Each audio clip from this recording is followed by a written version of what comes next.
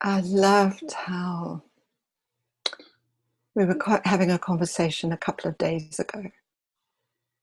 And as the conversation unfolded between the two of us, we both became really inspired to share what our new thinking is about this new paradigm of psychology. And we thought it might be of value for other people who might be interested in listening to find out what the three principles is really about. Mm. And I think for me, Anne, there's something as well for those people who are looking to work with the three principles, maybe as a facilitator or a coach. I think that some of the questions that we're going to be looking at will be of real value for those people as they're on their journey. Well, that's my intention and hope. And I love that. And I have an open invitation for anybody who comes across this to just sit back and relax, because there's nothing really to learn. And that may sound a bit crazy, that there's nothing to learn, because you and I both know during our lifetimes, during school, college, university, that there's always been an intellectual learning, that we've had to write everything down in case we forgot it.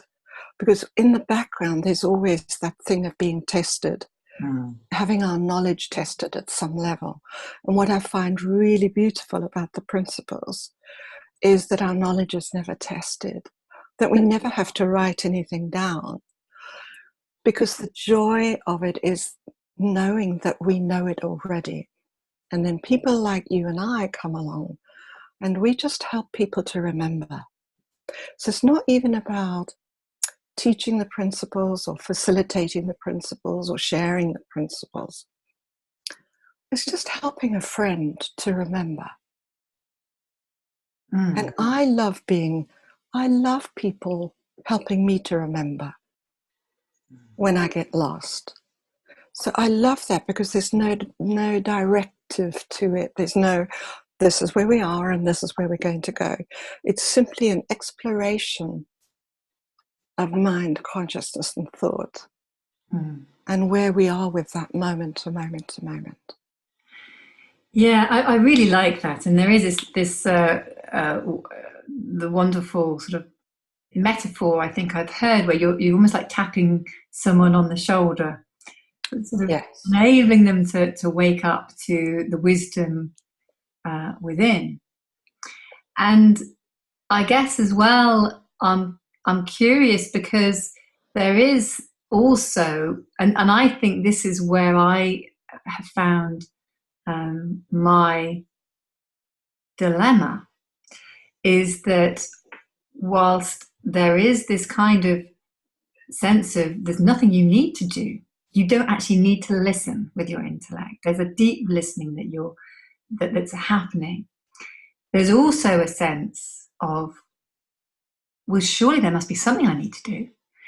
And so there's that thought that keeps coming in and rattling around as well. And so for those of us who have been trained in one form of therapeutic understanding or another,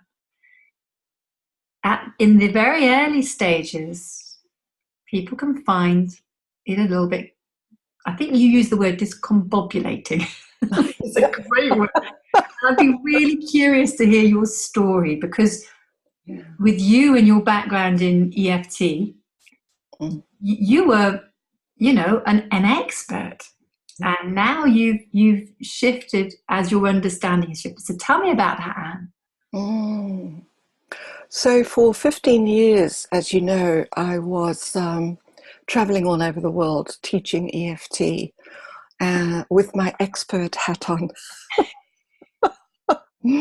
And having something like over 21 clients a week and training twice a month. So I was really heavily involved in finding the wrongness of people and finding the wrongness of me. And the ultimate result of finding the wrongness and consistently working with that at that level would be enough to burn anybody out. So after 15 years of doing that, I began to have some doubts about what I was really doing. And I would have described myself actually as being exhausted.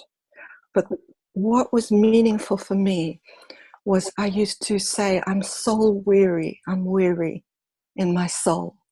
In other words, I was so wrung out. I'd given so much that there was nothing more to give. And so I started, and also I was in a lot of pain. I developed sciatica. I could hardly walk a lot of the time. So clearly my body was telling me that something in my life wasn't quite right. But I was overriding it all the time. Because, you know, I was a person that believed that EFT could clear just about anything. So I used EFT and actually several other modalities on my pain, on my state of being. And it worked to a small degree, but I just couldn't clear myself of it at all, which led to quite a lot of desperation in my thinking. So I ended up researching the internet, and I came across Dickon Bettinger, who became my mentor. And I think it was on the second session with Dickon, and you can imagine with the work that I'd been doing, specializing in trauma for the last 7 years, my mind was very busy. So the first session that I had with Dickon, my mind became quieter and quieter, and I became more and more relaxed and actually more and more sleepy as I began to understand what was happening to me. I came away from that session feeling really confused because what he was doing was turning my whole world upside down. So everything that I'd believed in, the way therapy worked, the way coaching worked, my whole belief system actually began to unravel. But it unraveled in the most beautiful, loving, gentle, relaxed way. So at no stage did it feel threatening or frightening or worrying at any level. What was really powerful for me was the second session that I had with him, during which time I had an insight. And as you know, principles psychology understanding is based on insight, which is the sight from within, which we're all capable of experiencing. And all of us, every human being on the planet has experienced that. It's like a, you know, in the coaching world, we would call it an aha moment, that there's a lightness to it. There's a sense of revealing something or uncovering something. So during my second session with Dickon, I had an insight about what I was doing in terms of taking people into their past. It was so powerful for me that I burst into tears. And I sobbed and sobbed and sobbed. And he gently said to me, it's really important that you know that it's an innocent misunderstanding. And in amongst all of this, think of the lives that have been transformed through the work that you've done. And everybody would feel regret at their life's work, basically, being unraveled. Just in a moment, just like that. And I continued to have my mentoring sessions with him. But I never forgot that. So to that end, last year in January or February, I was actually teaching an EFT level 1 and 2 course. And I started talking about the principles. And I knew then that I had to draw a line underneath it. So the upshot was I had to walk away from a really successful, rather lucrative practice and decide what I really wanted to do with my life. And interestingly enough, the walking away was easy I knew I had a responsibility to students all over the world to make sure that they got their case histories in. I offered to mentor them until they were done with their case history. So in my mind, I wrapped it up in the most beautiful, understanding way that was available to me. What I didn't want to do was walk away and leave people in the lurch. I really wanted to. Mm. But having a deep sense of responsibility, which is how I developed the burnout in the first place, it felt very clear to me and the right thing to do, to support people until they were complete on their EFT journey with me.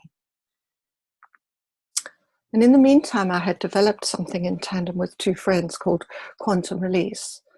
And that was working beautifully, but it was in a meditative state, working with archetypal energy to help people clear and resolve limiting beliefs and trauma stories. So when I came across the principles, there were similarities. There were meeting points within what I'd been doing and what I knew in my heart to what the principles were saying. So as I began to understand them more deeply, I knew that I could no longer stand up in front of a group and teach something that was no longer meaningful, congruent, and to be frank, that I couldn't see the truth in it anymore. Mm. So that began my journey last year in January. And so this year I've been running courses in Exeter, seeing clients, running two meetup groups actually in Exeter. And I cannot tell you how my life's transformed. So the difference now is that I would never have believed a year ago, 2 years ago, that I would be engaging in client work again, that I certainly wouldn't be engaging in group work. I wouldn't have believed that was possible. And yet I'm experiencing the greatest joy that I've ever experienced in my client work and in the group work. Because there's nothing to do, which sounds really weird. But because every single human being on the planet knows this, all you and I have to do is tap them on the shoulder, as you so beautifully said, and remind them who they are. And then all those limiting beliefs, all those inner rules and regulations, all those ideas about how life works, literally dissolve without you and I having to do very much. But Liz, I'd love to hear from you. How did you come into the principles? I'm really curious. What happened? What happened? Right. Well, so I'm a coach, and I trained as a coach, and I also train people in coaching skills. So that's my trade. And I remember the first time I heard about the principles, I was in a friend's house, and a mutual friend was in this house, and she was a coaching friend as far as I was aware, and she said, and I said, oh, what kinds of things are you getting into at the moment? And she said, I've come across something called the 3 principles. Now, this was about 2 years ago. And I thought, well, I bought every self-help book on the planet near enough. And I thought, I've never heard of the 3 principles. What are they? I better read the book and kind of tick it off the list, of things that I've done. Because I've done things like NLP and hypnosis, and I've done a training with you with EFT many, many years ago. And, so I really have enjoyed all that professional development and learning, and it's been wonderful. And I explored a little bit more, and there's some really great resources online, particularly the 3 Principles Movies website, where I, found out a little bit more, and I came across somebody else who also said, I said, what were you doing? She said, I've come across something called the 3 Principles. And it was one of those things, Anne, which I can only say is I was curious. I kept sort of bumping into the three principles. I kept sort of going back to the movies and the YouTube channel and listening, and there was obviously something that was calling me to keep returning to it. And I can't tell you what it was, because I didn't really get it. And I think that's what we were saying earlier about the intellect. Yeah. And I remember I thought intellectually I understood it enough to share this now with a client. And I do remember sitting down with a client and drawing on a bit of paper my understanding of the three principles. And I can remember sort of sitting back and waiting for the magic to happen, and nothing happened. And I thought, oh, I don't get this then. I thought all I had to do was explain them, and then people would suddenly be transformed in this wonderful way. And so my experience has not been one of these swift sort of, people maybe say, enlightenment experiences. I don't know if you're comfortable with that language, but when you suddenly see, it's like a light goes on, you think, I see this.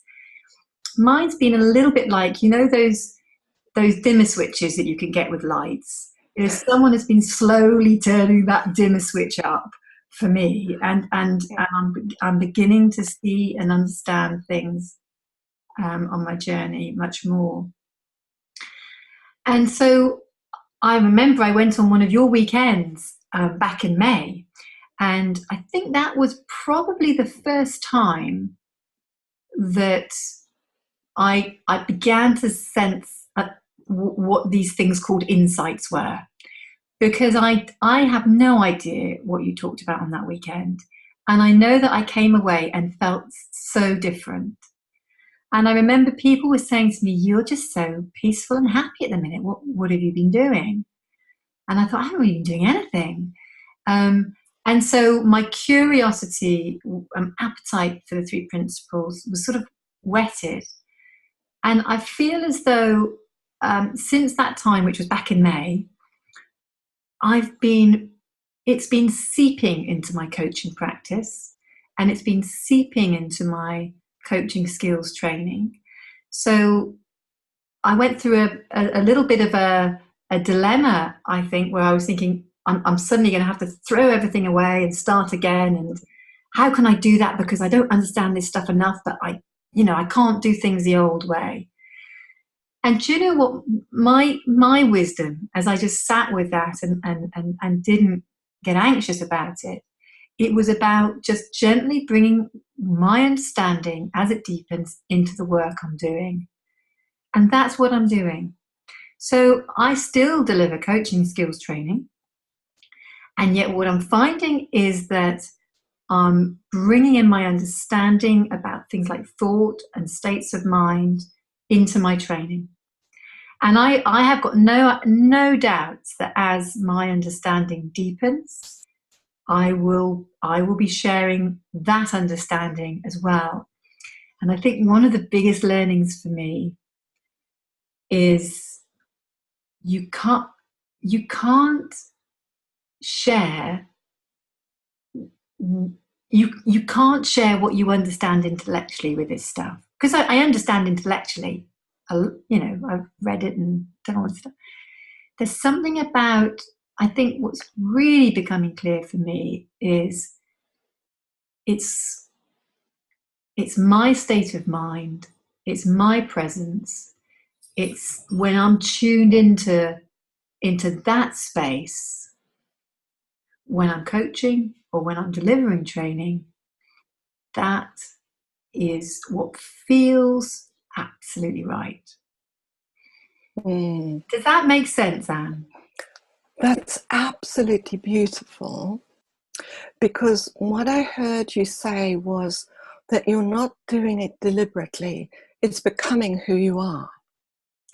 Yes. So as you change, as your understanding deepens, and as you begin to ground and embody your true self, as Elsie Spittle would talk about it, then you cannot help but share more of who you really are. Yes. So it's not a deliberate, oh, I think I'll share this and I'll share it. It simply comes because the knowledge and understanding is there within you, alight, alive. Yes. And you cannot help but just share as it comes. And the interesting thing about that is this very little thought attached to that. Have you noticed? It just comes because it's who you are. Yes, and also I'm noticing too, particularly with my coaching clients, is that I'm less attached. I don't know if I could say not attached, but certainly less attached to whether they get it or zip away superpowered and motivated. It's almost like, I guess in a way, if you're looking at the difference with my coaching practice, I used to judge how successful I was almost with how motivated and zippy zappy my clients were at the end of a session. Mm-hmm.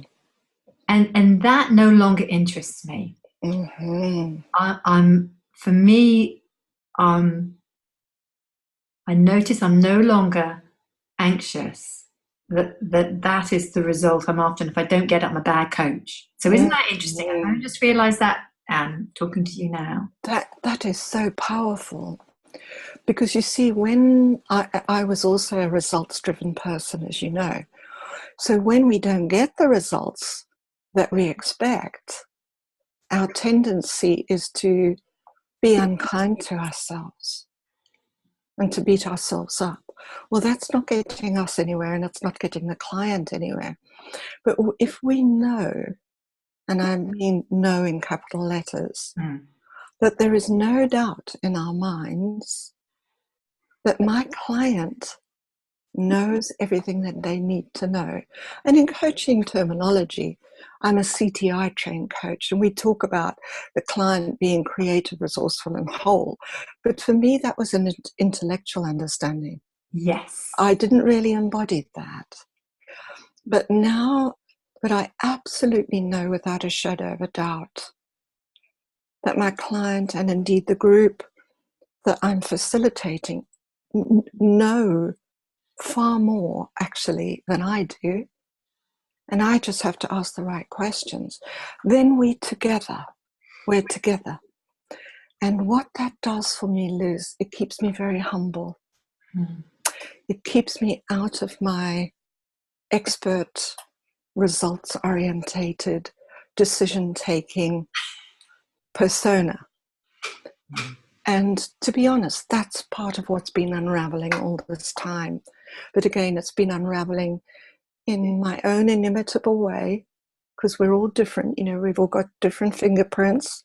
So we all have something unique and a value to bring to the world. And once we go deeper into this understanding, the work gets done for us.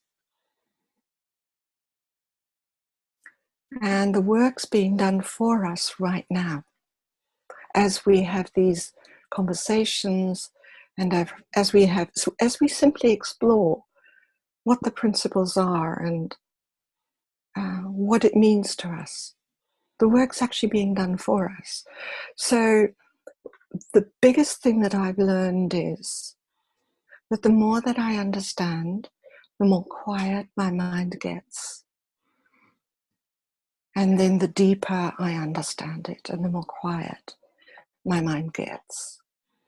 So that has me in a very clear thinking space where I'm more interested not in somebody's results, as you said, but in tapping a person on the shoulder and helping them to discover not who they really are, but what they really are.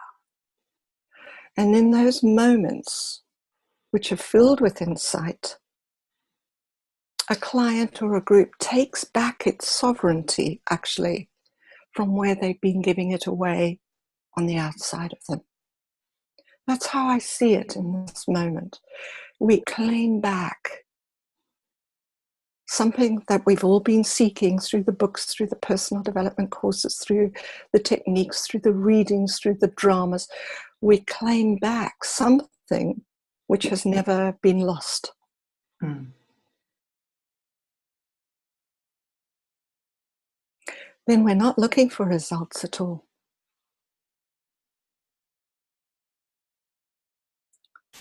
So when we're not looking for results and we see a client or a group fully in their own wisdom, we see the wisdom, we see beyond the personality, the identity, the troubles, the limiting beliefs, the what I call the yeah buts. We see beyond that to the truth of what somebody really is. And when we see that, something which I don't understand, which is a mystery to me, happens in a relationship. And just like you said, when you came away from the course, you felt more peaceful, more quiet, you felt more calm. And we don't really have to understand all that. What I think is really important is to know that it's happened and that it's permanent and that we don't revert back. And if we do, if we get lost in our thinking for a little while, we still don't revert back to as badly as it was before. Is that your experience?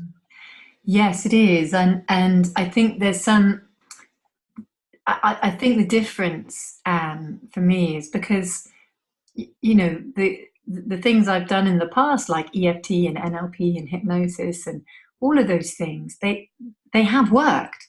That there has been a sense of release or relief.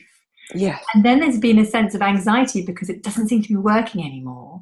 And then it almost feels like it's disappeared and I've lost it.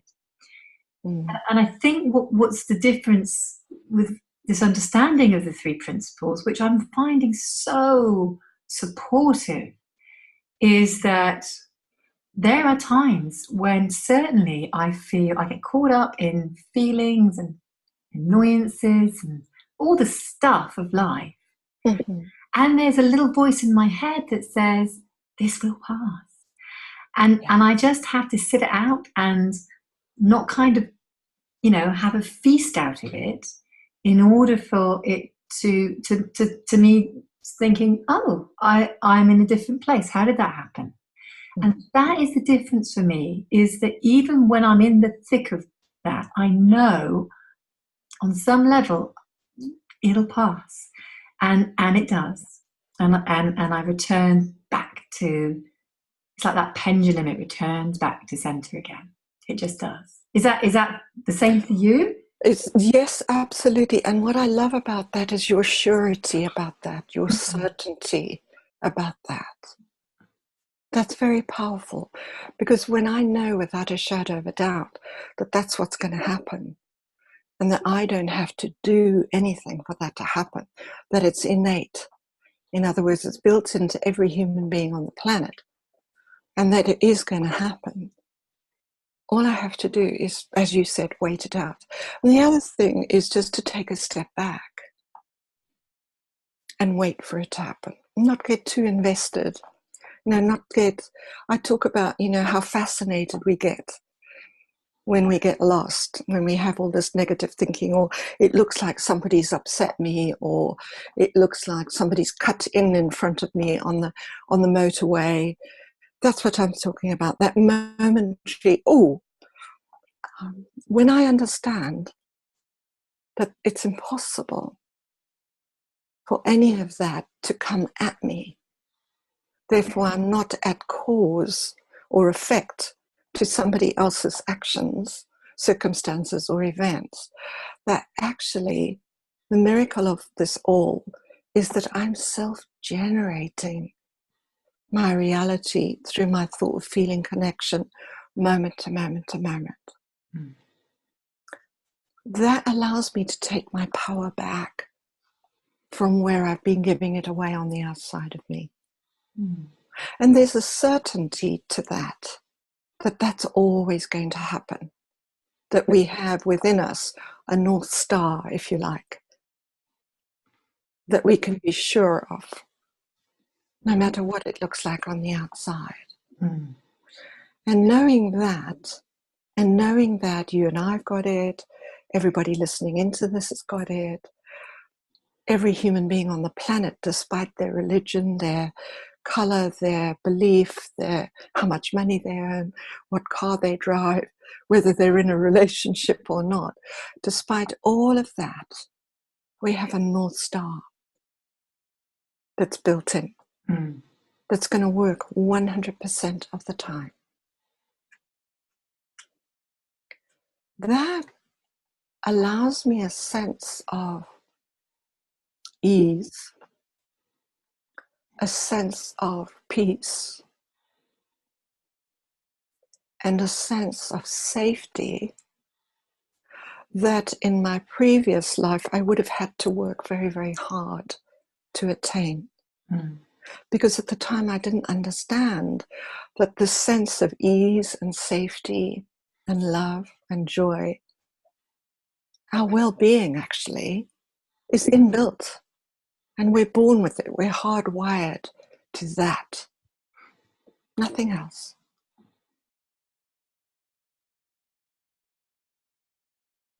That makes my life look very different. What that does for me too, I simply find myself not struggling anymore, not striving, not trying to achieve, not trying to be the best. That simply falls away. I'm not interested in it. So that's a huge turnaround. That's a 360-degree turnaround where I was extremely self-determined and I thought I was the one who had to do it all. And I'm just now beginning to understand that as I lean into life, just lean gently into life, it holds me, it catches me.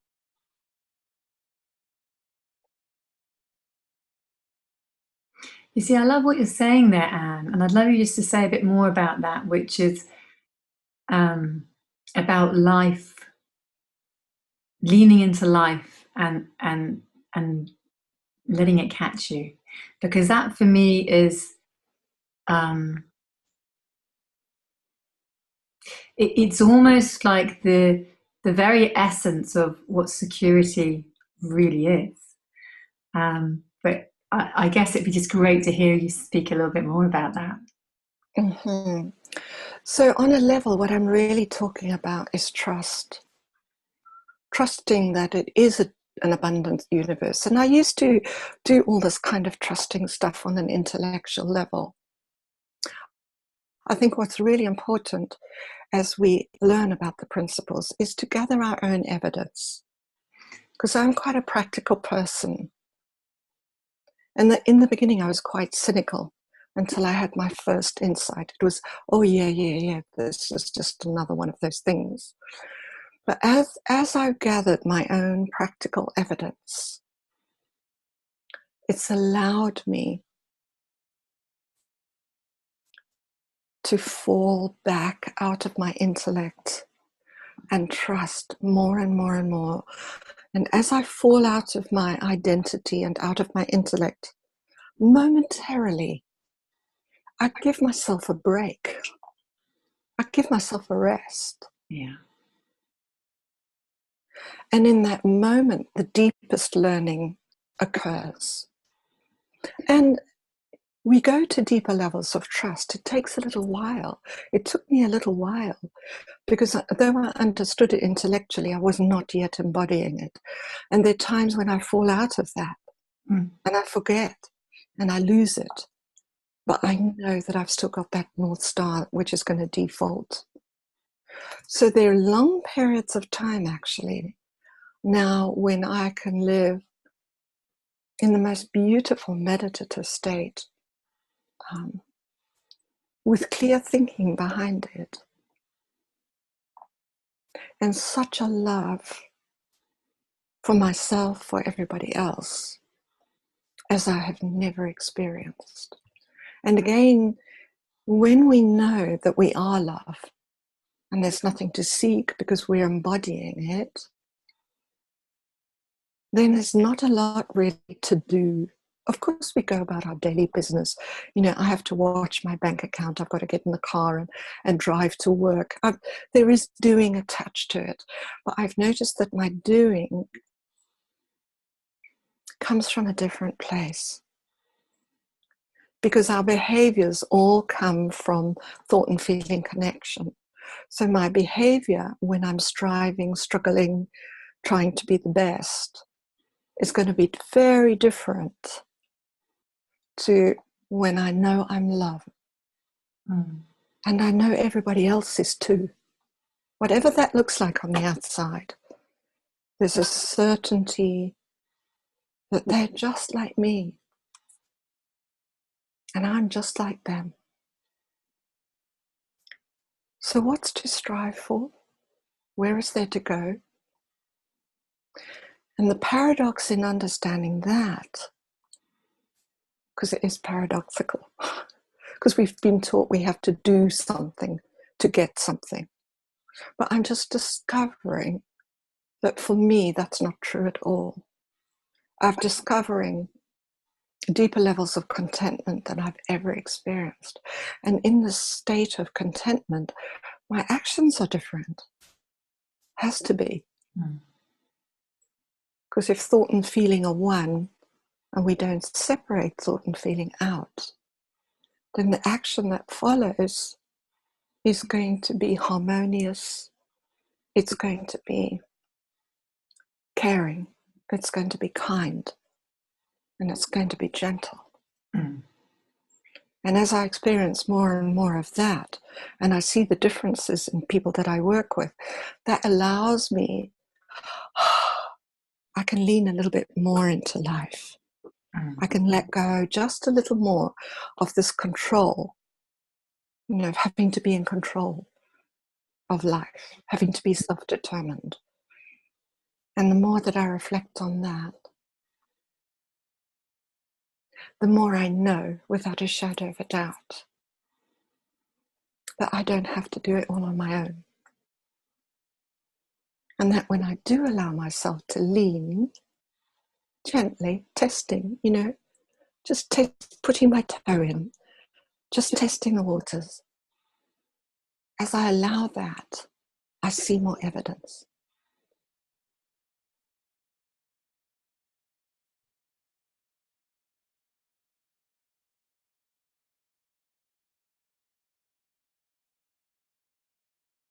I'm not sure what I can add to that, Liz. No, it's lovely. It's I think what I just feel drawn to sort of share as well is, well, a couple of things really. I suppose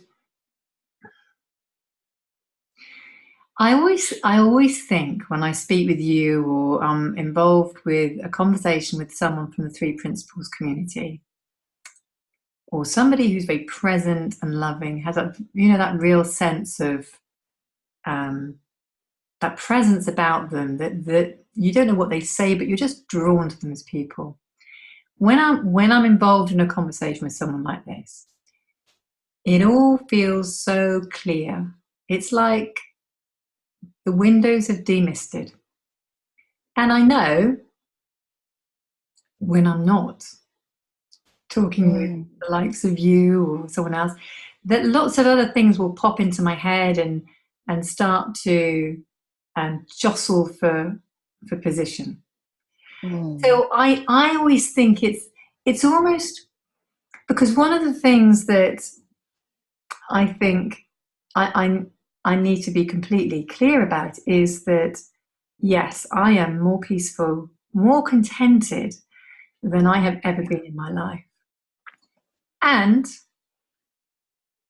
I do have bad days. I have bad moments. I come up against stuff, and like I said earlier, there's that almost voice in my head that says, just stick this out, it'll be okay. And yeah, it is. I get that. Yeah. Speaking with you now, those seem like distant. It's like being on holiday and thinking about work. It seems like a very distant sort of thing. And yet when you're involved in it and you're back in your thoughts and that, like I say, they jostle for your attention, Mm-hmm. It can feel quite sort of, I don't know, it's like, whoa, surely, and now I've got this understanding, this shouldn't happen anymore. Yes. And I don't know, do you understand what I'm saying? Because sometimes I've watched these interviews with people, and I felt really at peace, and it's felt lovely. And it can almost bring up those feelings of guilt when I don't feel it all the time. But actually, I just want to talk about that a bit, because I just know when I was watching some of these videos, I thought, well, I'm obviously not doing it right. Do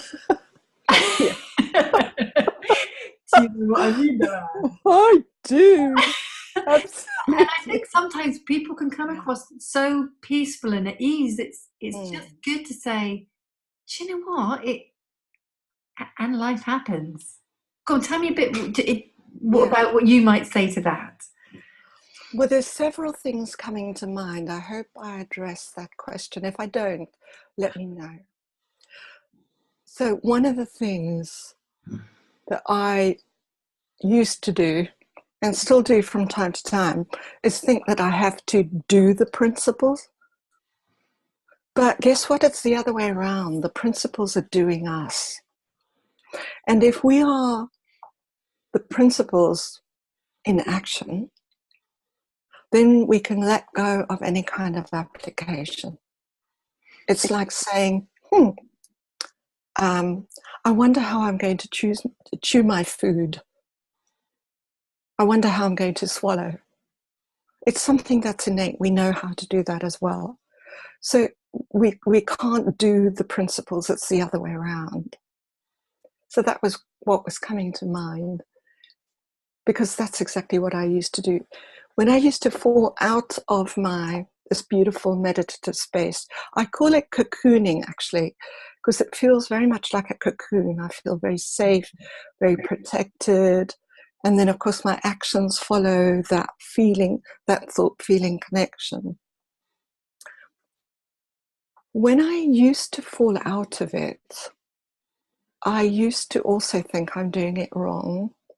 But what I've understood now, and what I've been reflecting on, is the gap between this beautiful feeling of being cocooned and held and being saved, and then the cacophony of my thought feeling was so wide, it was so big, that it felt to me, when I got lost in the cacophony of my thinking, that it felt worse, that the contrast was worse.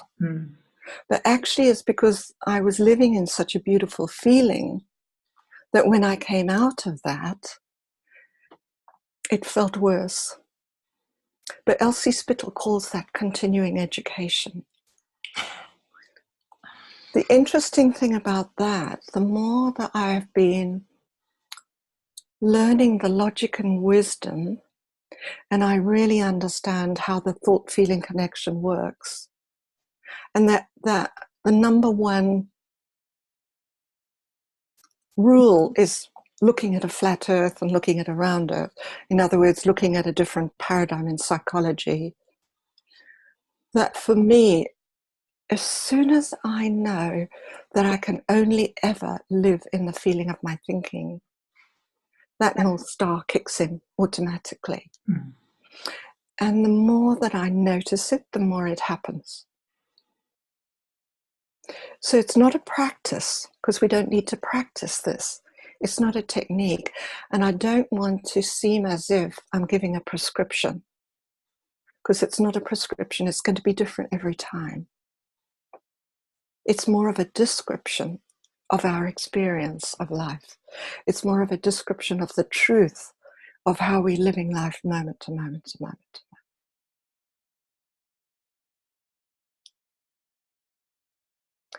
And I do notice that those times when I've got cymbals and clashes and trombones and drums going on in my head, it's not as powerful or as meaningful as it used to be. Because again, just like you beautifully said, I know it's going to pass. I know that I've got that North Star inside of me. And because I've experienced that beautiful feeling, I know it never goes away. And I know that that runs like a constant throughout humanity. And that's something I can really rely on. That's something that I can really depend on. So then the cacophony doesn't sound so important to me anymore. And it doesn't sound such a big problem to me anymore. Whereas before, I would have been making it a big problem. It's like, oh, I've come out of that beautiful bliss, and what have I done wrong? Like, I would make it a real problem. But now I don't see it as a problem anymore. I just see it as an experience happening through me that I don't need to get fascinated about.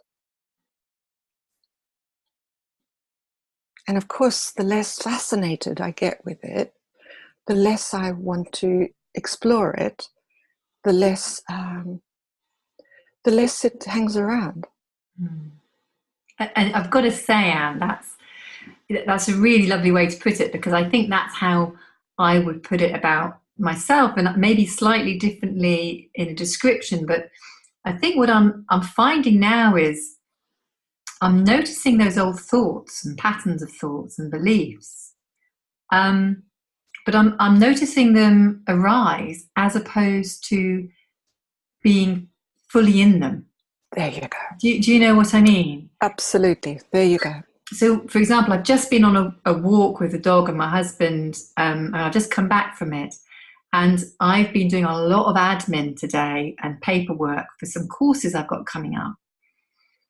And I noticed as I was describing to my husband all the things I've been doing, and I don't particularly enjoy it, and that I kind of just noticed, like, oh, there's that feeling of I don't enjoy doing the admin coming up. Now, what I would normally do or have done in the past is almost fuel that and make the story bigger and make the problem bigger. And I just noticed it was rising. I was noticing it. And then I would carry on. So I think it's a slightly different way of describing it. And yet my sense is it's a similar thing to what you were describing there, is like no longer being so fully engaged in those feelings and thoughts. And sometimes I am, but noticing them more often, and in the noticing, that's almost it. They are just a thought passing through. Does that make sense? Absolutely. And that's all that's required, is noticing. Because you see, we've been living in an old paradigm of psychology that taught us that your thoughts and feelings are real and you should trust your feelings. I know. But my understanding of that now is completely upside down. Because when I have an uncomfortable feeling of anxiety or fear or whatever it is that I might be feeling, I very often have a feeling of urgency. In other words, I've got urgent thinking for whatever reason, and the reasons don't matter. I know to just be still. Because if I was to follow that urgent thinking, I know that I would go off on some red herring trail and meet myself coming the other way. And that's not what I want in my life. I want to live my life moment to moment, noticing more, and I'm much more interested in the beautiful feeling that I am in the content of my thought. So I just don't give it the attention anymore. So I've come 360 degrees from believing every single thought and feeling I had, especially if it was negative, to, oh, that's just that. That's just that old habit of thinking. And what is it but just a trigger or a thought from the past, momentary, which will pass through if I just leave it alone. Whereas before I would have thought, oh, there's that feeling again. Oh dear, that shouldn't be there. I have to do something about that. Oh my God, why is that there again? Oh dear, I couldn't have done it right the last time. I have to do some more work on that. So it was an endless Ferris wheel or ferret wheel of next step, next step, next step, and keeping away any negative thoughts and any negative feelings. Whereas now I simply see them for what they are, literally passing through. Oh, and I've just got to tell you a story, which just really, it just popped into my head. But I've got a dog. He's called Buzz, and he's a Labradoodle, and he's 4 years old. And he went through a stage, what seemed like every time he would go out for a walk, he would have a really mad spell where he would run around in frantic circles around me. He would jump up, he would bite my coat, and I got a hole in it from him biting my coat. I would get livid at him. I would get angry, and I would tell him to stop, and I would think I was a bad dog trainer, and I would think he hated me and he was just doing it to wind me up. And the more I did it, the more it was almost like I was winding him up further. And do you know what? I remembered something from my dog training classes, which is, if you don't like the behavior that your dog's doing, just ignore it. And so when he did this in the future, and he'd run around in circles, and I'd still feel really annoyed at him, I just ignored it. I just turned my back on him. And do you know what? 30 seconds, he had stopped. He had stopped completely. And I just kept doing that until, it's so rare that he does it now, but it just stopped. And it just reminds me of how I used to deal with those thoughts and feelings like I'm not good enough. And I would get agitated and wind them up further, and they'd get more frantic. But actually, there's a kind of sense is just leave it. Just leave it. And it kind of just calms down on its own right. So I just wanted to share that with you. Oh, it's delightful. It's delightful. And what I'm finding is that clients, groups, relationships are all saying, do you know what? It's so strange. But when I'm not giving my feelings and thoughts a lot of attention, guess what? I'm more in love with my husband or my wife or my kids than I've ever been. My life's easier than it's ever been. My life's more peaceful than it's ever been. And nothing has changed. Nothing on the outside has changed. Yeah. It's great, Anne. Oh, I love this. I love it. We could talk for hours. Couldn't we? Well, hopefully we're going to have some more of these conversations. I love it. And I really find that it's, for me, this is a journey. This is a really lovely, beautiful journey. And this is just a wonderful, it's like joining up with a companion along the journey, and just sharing a little part of this journey together. So I really enjoy these chats. Yeah, me too. Look forward to the next one, Liz. Yeah, thank you.